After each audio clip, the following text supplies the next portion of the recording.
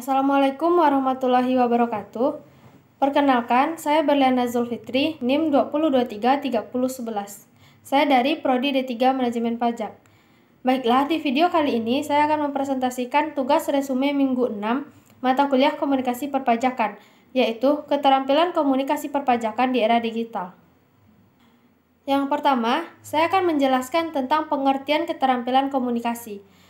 Keterampilan komunikasi merupakan suatu bentuk keahlian yang ada dalam diri seseorang untuk melakukan interaksi atau komunikasi yang baik dengan orang lain sehingga dapat menciptakan hubungan yang baik antar sesama. Keterampilan komunikasi ini merupakan salah satu bentuk keahlian yang sangat penting untuk dikuasai, karena hal ini dapat membina hubungan di mana saja dan dengan siapa saja. Yang kedua yaitu jenis-jenis keterampilan komunikasi. Yang pertama, komunikasi lisan merupakan suatu kemampuan berbicara seseorang sehingga seseorang akan mampu untuk menjelaskan serta mempresentasikan gagasan secara jelas kepada audiens atau pendengar.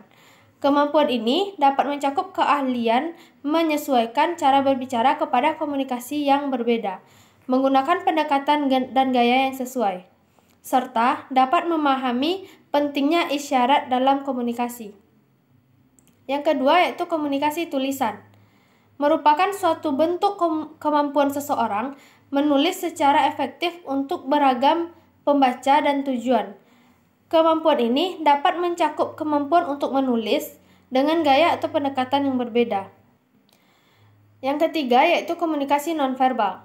Merupakan suatu kemampuan seseorang untuk memperkuat ekspresi, ide, dan konsep melalui penggunaan bahasa tubuh, gerak isyarat, ekspresi wajah, dan intonasi suara. Berikutnya, saya akan menjelaskan tentang keterampilan komunikasi yang harus dikuasai. Yang pertama, kemampuan berbicara. Merupakan kemampuan dasar dalam komunikasi. Pada saat kita berbicara secara tatap muka, kita harus menyesuaikan gaya komunikasi yang sesuai. Yang kedua, kemampuan menggunakan bahasa tubuh. Merupakan salah satu bentuk keterampilan komunikasi nonverbal. Hal yang paling menonjol dalam komunikasi ini yaitu mimik wajah, tatapan, gerak tangan yang sangat berperan dalam membangun kesan terhadap lawan bicara dan dapat menghidupkan proses komunikasi. Yang ketiga, kemampuan untuk menulis. Merupakan kemampuan untuk menulis yang berfungsi untuk mengirim pesan melalui media komunikasi. Yang keempat yaitu kemampuan untuk mendengar.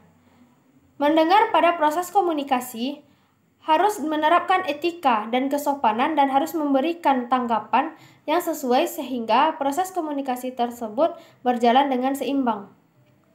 Yang kelima, kemampuan untuk melakukan presentasi.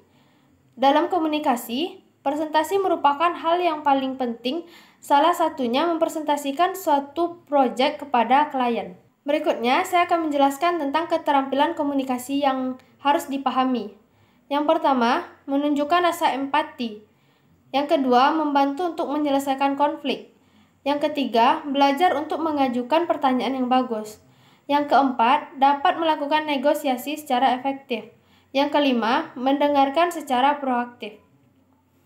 Berikut, ada beberapa contoh media komunikasi digital, seperti email, messenger, website, WhatsApp, Twitter, Facebook, dan Instagram. Baiklah, hanya sekian video presentasi tugas resume minggu 6 mata kuliah komunikasi perpajakan yang dapat saya sampaikan.